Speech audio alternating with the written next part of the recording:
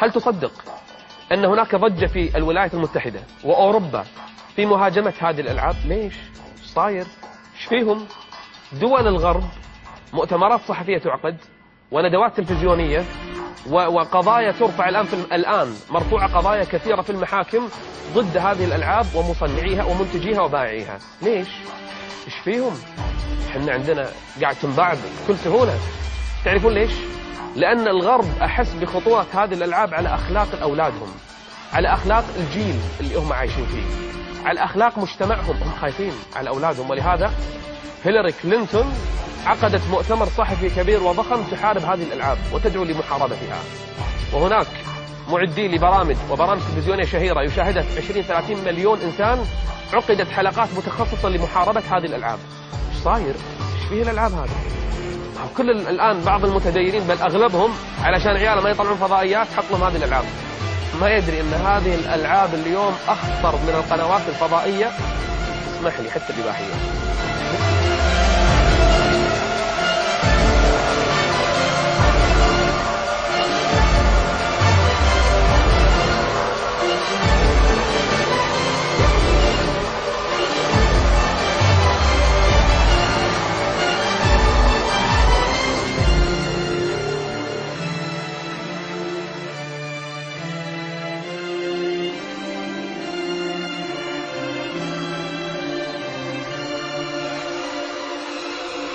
أنا أتكلم عن شنو؟ عن الإباحية الموجودة، ولا عن الفساد الصحي اللي قاعد يصير للأطفال، أو الفساد النفسي والذهني والعقلي اللي راح فيها أذهانهم وصار فيهم توتر.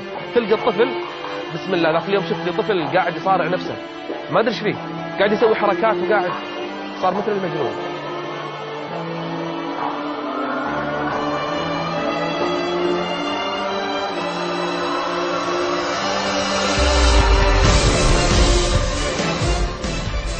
المصيبة الطامة الأكبر إن بعض هذه الألعاب الولد حتى يوصل لهذه المرحلة الإباحية اللي يفعل فيها الفاحشة، اللي يدخل ملهى ليلي.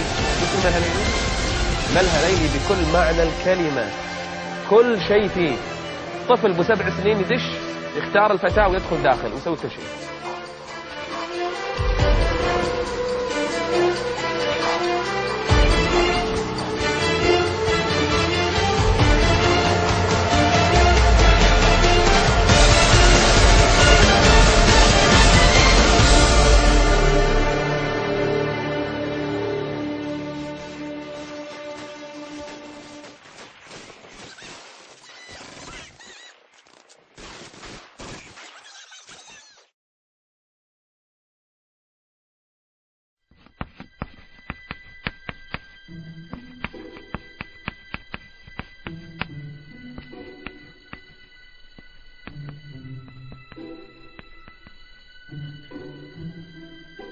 How best to say this?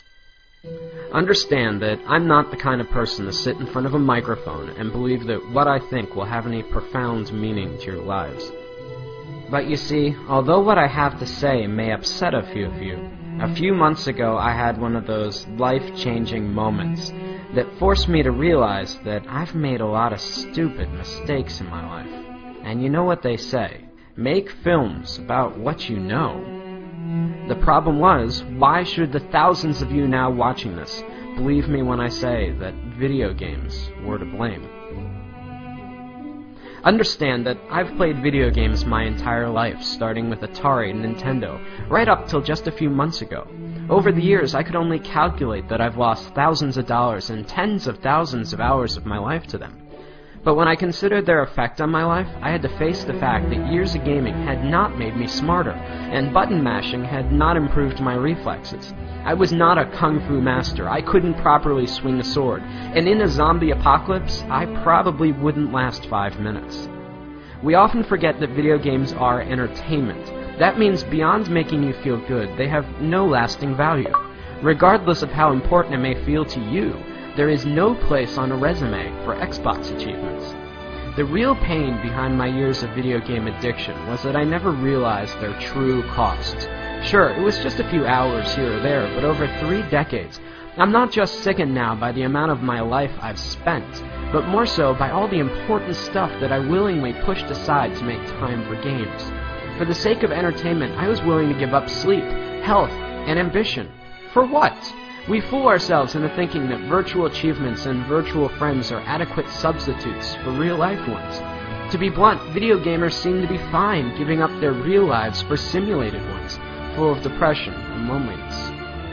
I now know the true cost of gaming are all those lost years that I could have spent with friends, creating art, or being a better husband.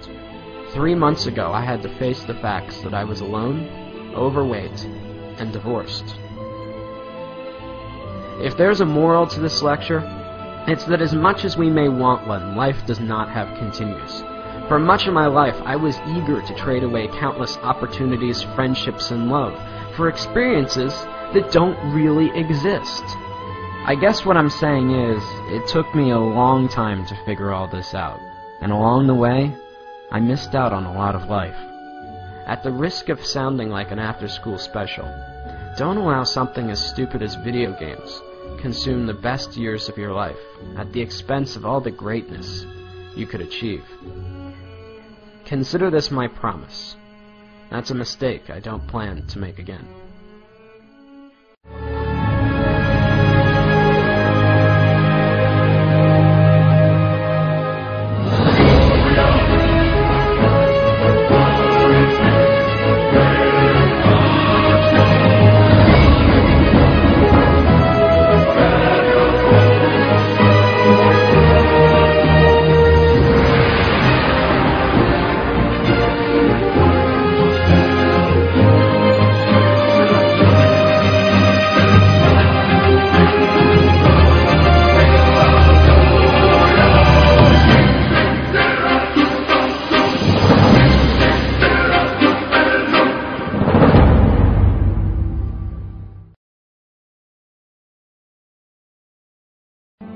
Now, I know a lot of you are going to be angry or confused over the things that I'm saying.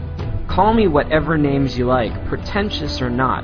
Understand that while I don't hate video games or the people that make them, I'm still worried about their overwhelming negative effects that they've had on my generation. But halfway through animating this film, I came across a documentary about the Penny Arcade Convention, and that's when it hit me. Healthy gamers do not dwell away on the games, but instead embrace the community. While there may not be value in the games themselves, anything that brings people together and builds communities that embrace who you really are can't be half bad. As I scan through the images of very different people, all united by a common interest, it gives me hope that something good may still come out of all this. We are the first generation forced to find a balance between letting technology improve our lives or risk allowing it to dominate us. In reality, does Warcraft or Facebook improve your social life, or are you sitting at home, alone? Either way, the only thing I know is that I'll never find out sitting alone in front of my TV, and neither will you. Whatever you choose, remember, in this game, you only get one life.